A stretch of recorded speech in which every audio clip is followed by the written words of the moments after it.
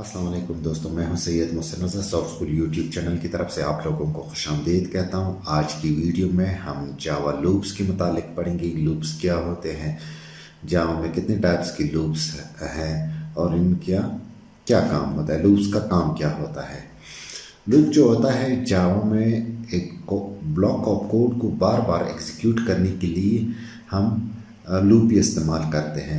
जिस तरह अगर हम चाहें कि एक स्टेट में एक स्टेट में हम 10 मरतबा या 20 मरतबा या 100 मरतबा प्रिंट कराना चाहते हैं, तो उसके लिए बार बार हम कोड वो नहीं लिखते। इसके लिए हम लूप इस्तेमाल करते हैं और लूप के थ्रू वो जो कोड होता है वो मल्टीपल टाइम एग्जीक्यूट होता है। तो हम एक प्रोग्राम के ज़रिए, अब मैं आपको एक स्लाइड से भी इसकी एक्सप्लेनेशन कर देता हूँ। हमारे पास जावा में जो है वो 3 टाइप्स के लूप्स है। जावा में जो लूप्स है वो फॉर लूप है, वाइल लूप है और डू वाइल लूप है। लूप्स जो होता है ना, जो कोड ब्लॉक होता है उसको मल्टीपल टाइम एग्जीक्यूट करता है। अच्छा, इसमें यह होता है, अब मैं नोटपैड पे जाके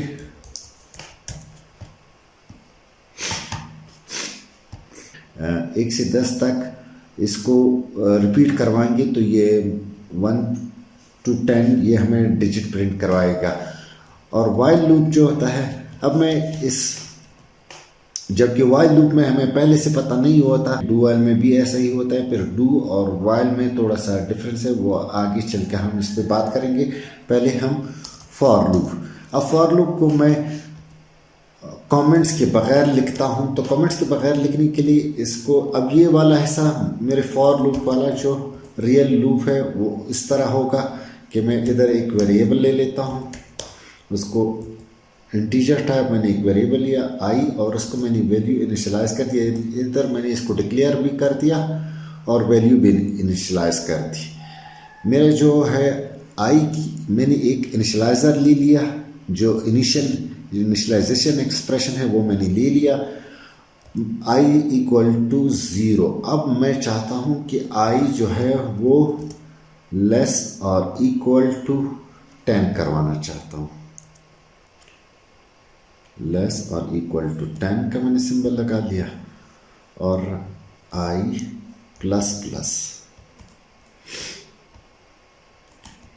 अब मैं इस लूप की एक बॉडी होती है जिसके अंदर मैं जो भी कोड लिखूंगा वो मल्टीपल टाइम एग्जीक्यूट होगा। मैं अगर इसके दरमियान लिखूं सिस्टम, ये वेलकम टू स्कूल वाला जो मैंने मल्टी लाइन कमेंट्स के अंदर लिखा है, क्योंकि एग्जीक्यूट नहीं होता, ये मैंने कमेंट्स किया है मल्टी लाइन कमेंट करके, तो मैं इसको इधर पेस्ट कर लेता हूँ।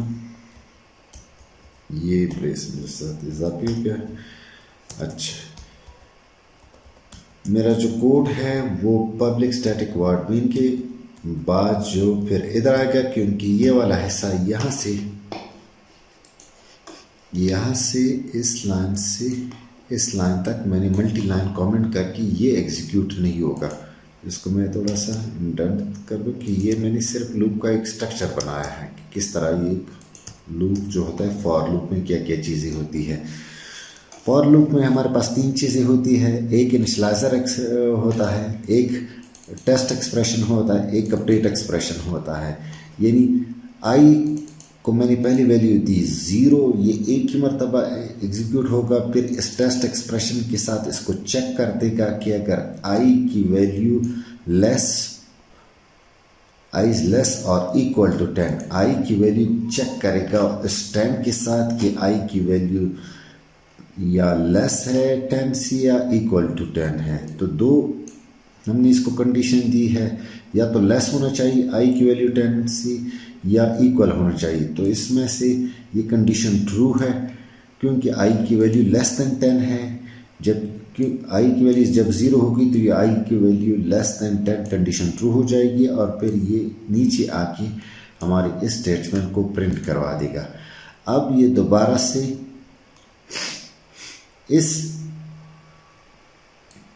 अब जब ये प्रिंट करेगा तो ये अपडेट एक्सप्रेशन पे आएगा। अपडेट एक्सप्रेशन पे आने के बाद i+1 का मतलब है मैं इस मल्टी लाइन कमेंट में इसको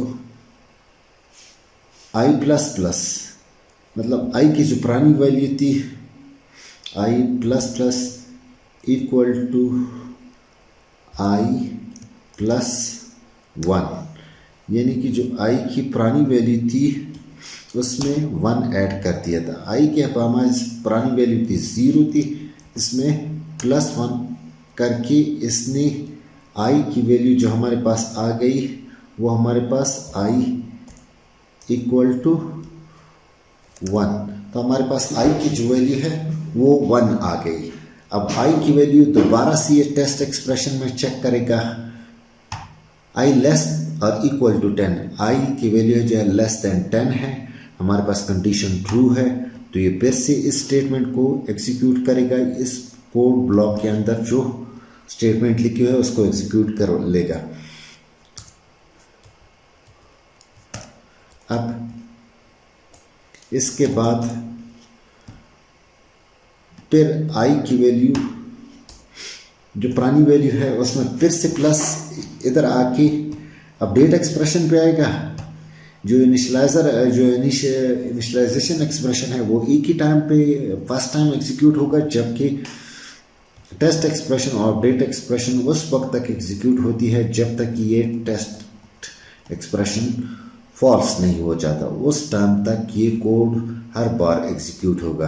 अब दूसरी मर्तबा इसकी कंडीशन जो होगी वो इस तरह होगी, आई की जो पहली वैल्यू है वो 1 है, फिर इसके बाद फिर इसमें 1 ऐड हो गया, तो इक्वल टू आई की वैल्यू जो हमारे पास आई वो अब इक्वल टू 2 और जो कि लेस देन 10 है। जब आई की वैल्यू 2 हो गई फिर ये एग्जीक्यूट होगा यहाँ तक कि आई की वैल्यू इक्वल टू 10, वो भी ट्रू हो जाएगी। जब तक कि आई की वैल्यू 10 से ज़्यादा हो जाएगी तो फॉल्स हो जाएगी और फिर ये लूप का ये हिस्सा एग्जीक्यूट नहीं होगा और जो कर्सर है, जो कंपाइलर इससे बाहर निकल जाएगा और जो आगे वाला हिस्सा है वो फिर एग्जीक्यूट होगा, मतलब लूप से जो कंट्रोल है वो बाहर आ जाएगा। तो अब मैं इसको सेव कर देता हूँ, चूँकि इसको सेव नहीं किया है। अब ये जो लूप ये वाला हिस्सा है इसको मैं अगर कमेंट करता छोड़ दूँ तो भी सही है, अगर मैं इसको रिमूव करना चाहूँ तो भी कोई मसला नहीं, लेकिन मैं इसको कमेंटेड है तो मैं इसको ऐसे ही छोड़ देता हूँ। मैं चूँकि अब मैं इसको कमांड में जाता हूँ cmd और मैं इसको सेव करता हूँ डी ड्राइव में हमारे पास फोल्डर है माई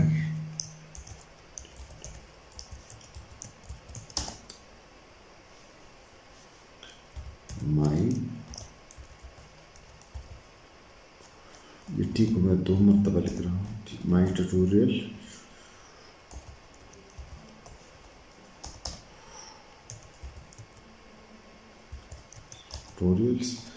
मैं इसको क्लियर करके फाइंड करता हूँ। ये है माई ट्यूटोरियल्स, cd लिख के मैं आगे अपने फोल्डर का नाम लिख दिया। अब मैं इसके अंदर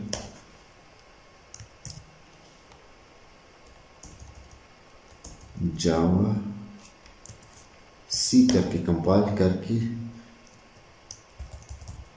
loops in java क्योंकि मुझे मिला नहीं है इसका कोड, लूप इन जावा है, लूप्स नहीं है।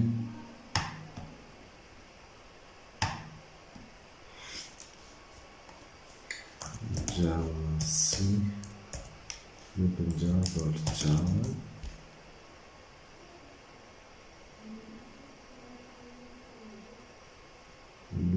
जावा। अच्छा मैंने शायद इसको सेव नहीं किया है, हाँ सेव नहीं है ये, मैं इसको सेव कर देता हूँ। नए ट्यूटोरियल्स के अंदर डॉट जावा। अब मैं इसको कंपाइल कर देता हूँ।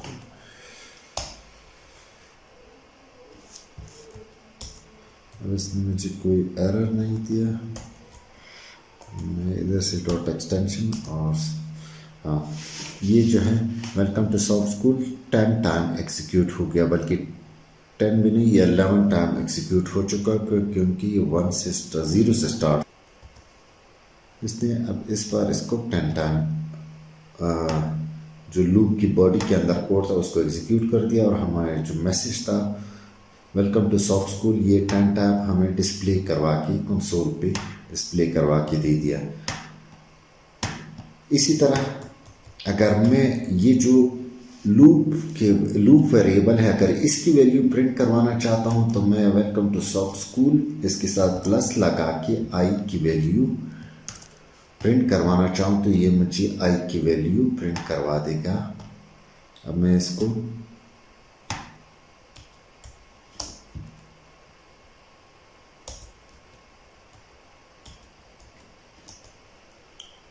हाँ सॉफ्ट स्कूल 1 2 3 4 5 6 7 8 9 10। अगर मैं इसको थोड़ा सा बीच में स्पेस दे दूँ इधर तो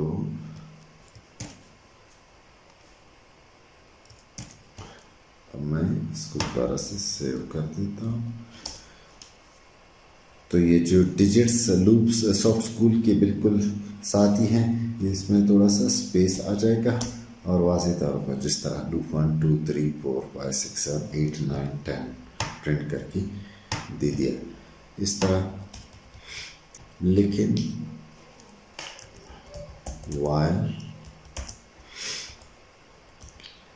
वाइल लूप में जो होता है वो इनिशियलाइजेशन एक्सप्रेशन नहीं होता, सिर्फ टेस्ट एक्सप्रेशन लूप के जो स्ट्रक्चर होता है उसके अंदर होता है। बॉडी की दरमियान तो वो कोड होगा जो बार बार हम एग्जीक्यूट करवाना चाहेंगे, और इसका तरीका ये है कि मैं इधर टेस्ट एक्सप्रेशन लिखूँगा, टेस्ट एक्सप्रेशन। इधर मैं जो इनिशियलाइजेशन एक्सप्रेशन है वो इधर लिखूँगा इक्वल टू 0, और जो अपडेट एक्सप्रेशन है वो लूप की बॉडी के एंड में लिखूंगा, ताकि जब आई प्लस प्लस तो इसके लिए मैं लिखूंगा मैं इस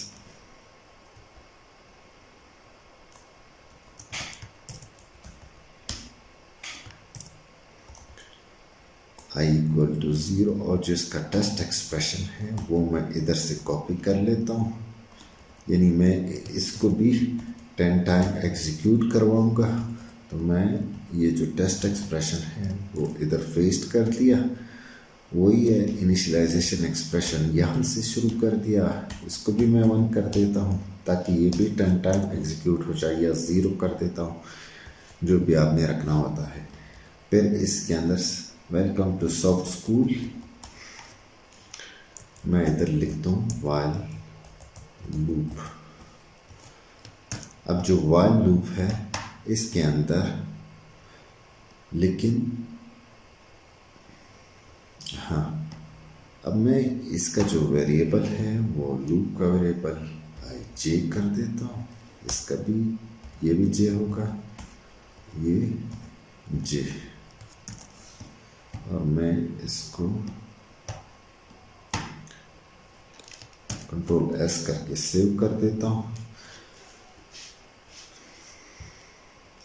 वाइल लूप में यह होता है, फॉर लूप में हमें चीज़ें पहले से पता होती है, जबकि वाइल लूप में स्पेशली हमें चीज़ें पहले से पता नहीं होती। अब मैंने तो इधर दे दिया है, लेकिन ये हमें रन टाइम पे पता चलेगा, या कोई डेटाबेस से डाटा उठाना है या कुछ इस तरह करने हैं, तो उसके लिए लूप हम इस्तेमाल करते हैं, जिसकी हमें पहले से पता नहीं होता कि इसमें कितना बार हमें एग्जीक्यूट करवाना होता है, जबकि हमें टेस्ट एक्सप्रेशन उसके अंदर डालना पड़ता है कि यहाँ तक एग्जीक्यूट हो, जबकि फॉर लूप में हमें पहले से पता होता है कि हमने इसको कितनी बार, इसको हमने 10 टाइम एग्जीक्यूट करवाना था तो हमने 10 इधर लिख दिया। अब इसको भी तो 10, अब इस लूप को इसको हम एग्जीक्यूट करवाते हैं। तो कैसे,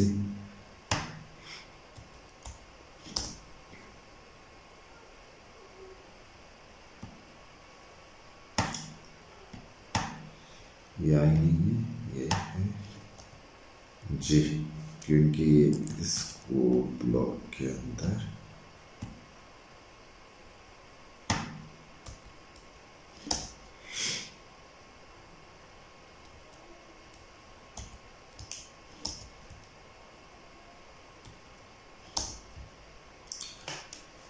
पहले इसने वो फॉर लूप वाले स्टेटमेंट एग्जीक्यूट किए, फिर उसके welcome to south school while loop, और इसके बाद अगर मैं कोई डू वाइल का करना चाहता हूँ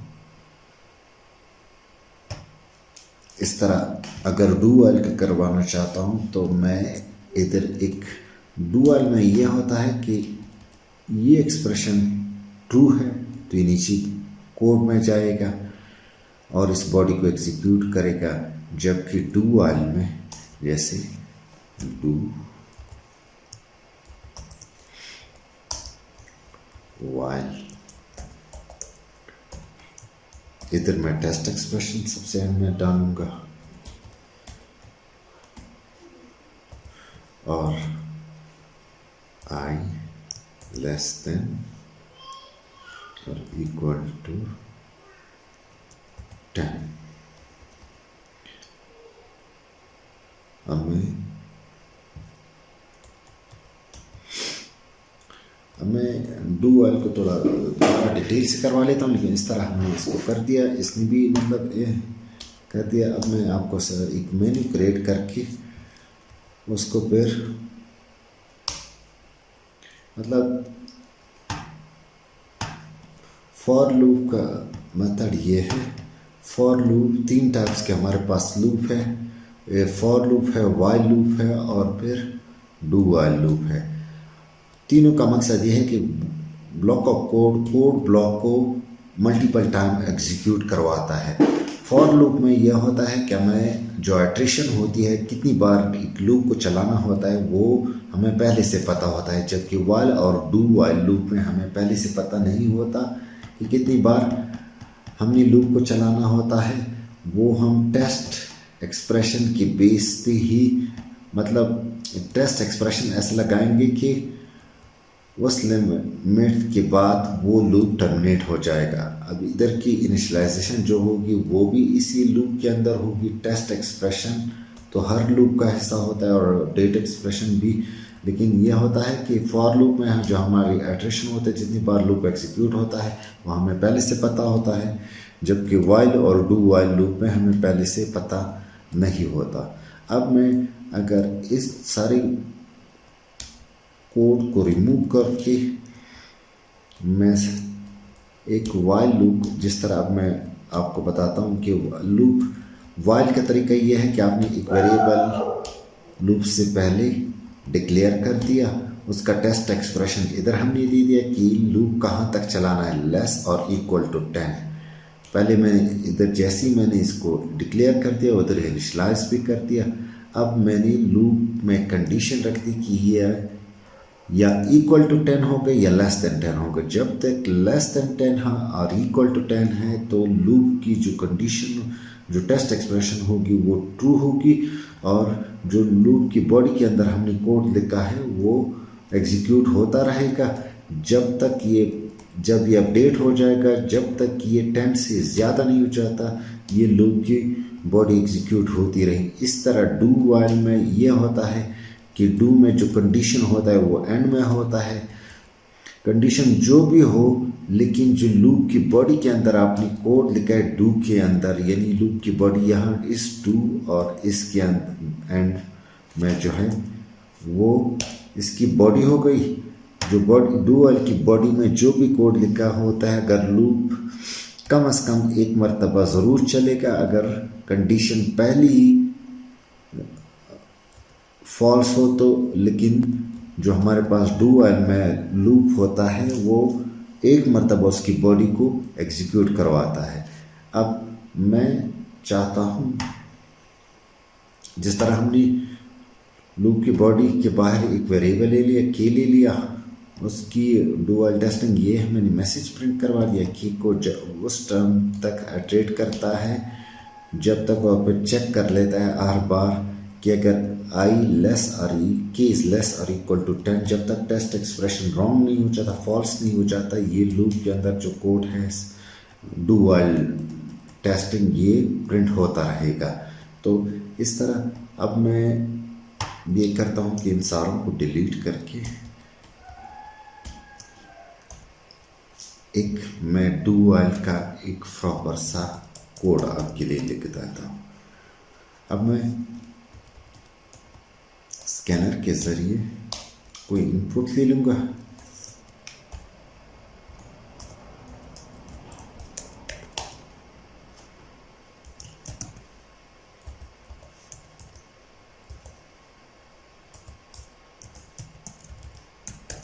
स्कैनर जिस पैकेज के अंदर स्कैनर क्लास है उसको मैंने इंपोर्ट कर दिया। अब मैं स्कैनर क्लास को यूज़ करने के लिए मैं स्कैनर ऑब्जेक्ट क्रिएट करूँगा। मैं स्कैनर ऑब्जेक्ट को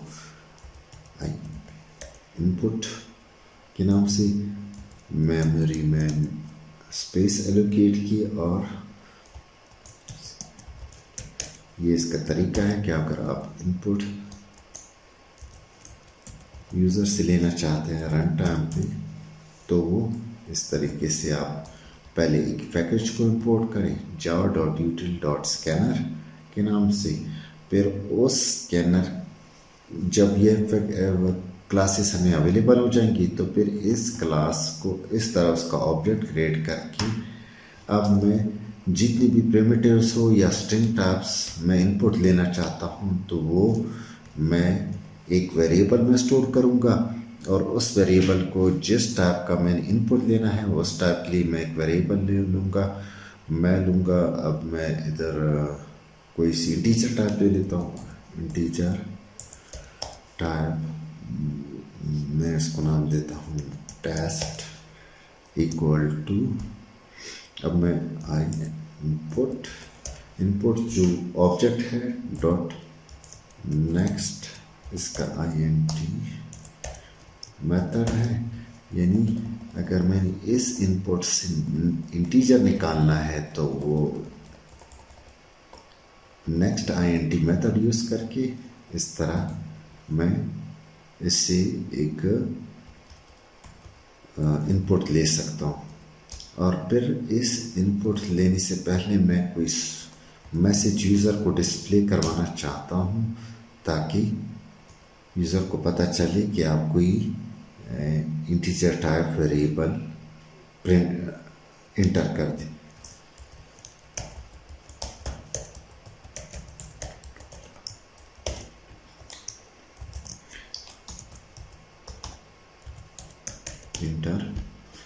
इंटर 1 2 मैं 1 to 5 तक 1 to 5 inter 1 to 5 any digit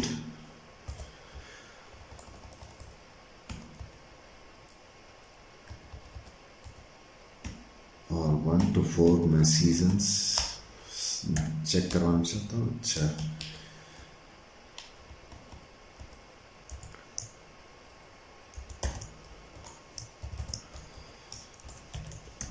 inter 1 for spring season. इस तरह मैं 4 टाइम इसको इंटर सीजन। अब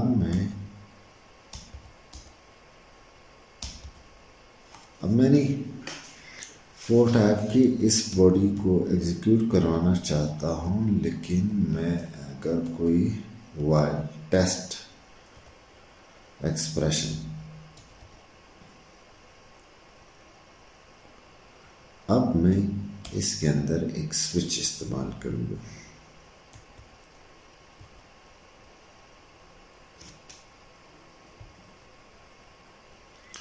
अब मैं स्विच इस्तेमाल करके switch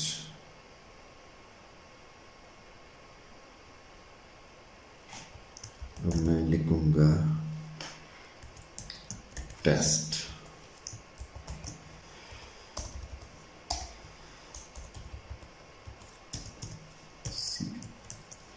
case 1 colon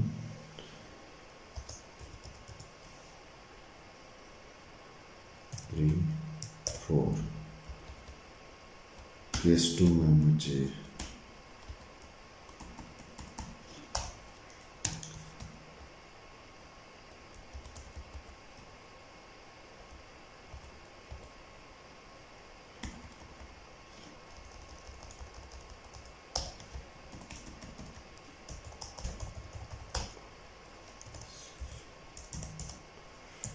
summer season, और इसके बाद मैं डिफ़ॉल्ट का एक डिफ़ॉल्ट मैंने इसका एक मतलब मैं डू वाइल में एक मेन्यू क्रिएट कर रहा हूँ। अगर कोई 1 प्रिंट करता है तो स्प्रिंग के मुतालिक स्प्रिंग सीजन प्रिंट हो, 2 प्रिंट करते हैं समर सीजन, 3 ऑटम सीजन और 4 विंटर सीजन। और उसको कैसे करूँगा, उसको डू की जो बॉडी है वो एक मरतबा एग्जीक्यूट होगी और इस तरह एक मेन्यू हमारे पास क्रिएट हो जाएगी। उसके अंदर मैंने स्विच लगा दिया टेस्ट। ये जो टेस्ट एक्सप्रेशन है जो यूज़र इनपुट उसको दे रहा है उसको मैंने इधर चेक कर दिया। अगर केस 1 है, इंटीजर 1 है तो ये स्प्रिंग सीजन्स को प्रिंट कर दे, केस 2 है तो समर सीजन्स को, केस 3 है तो ऑटम सीजन को, केस 4 है विंटर सीजन्स को, डिफॉल्ट है इनवैलिड सीजन्स को। While test is less than 5 मैंने कंडीशन उसको दे दिया है। जबकि अब मैं इसको एग्जीक्यूट करवाना चाहता हूँ। इसने मुझे एरर दी थी एक्सपेक्टेड डिफॉल्ट। अच्छा, ये मैंने सेमीकोलन लगा है जबकि इधर कॉलन लगाना चाहिए। डिफॉल्ट के अंदर डिफॉल्ट चूंकि स्टेटमेंट नहीं है तो इधर मुझे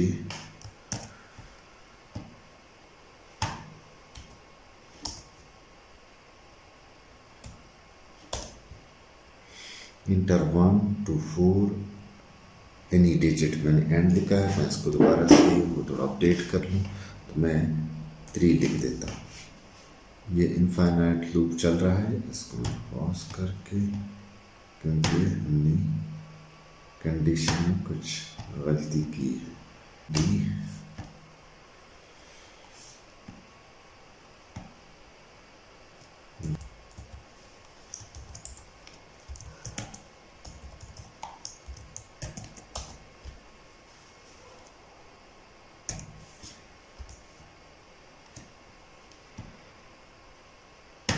अब हमारे पास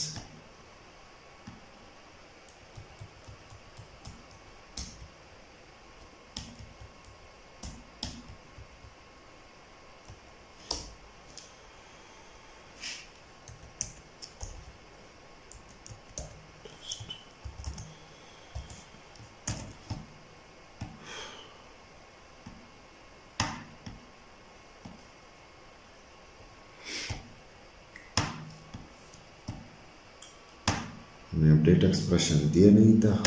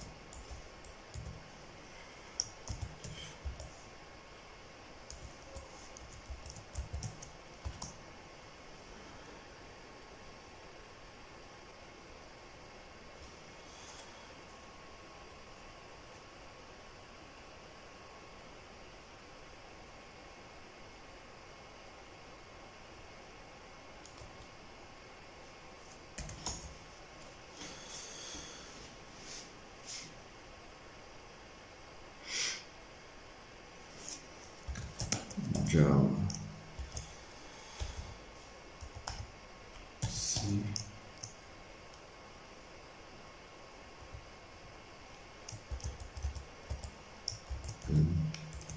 जावा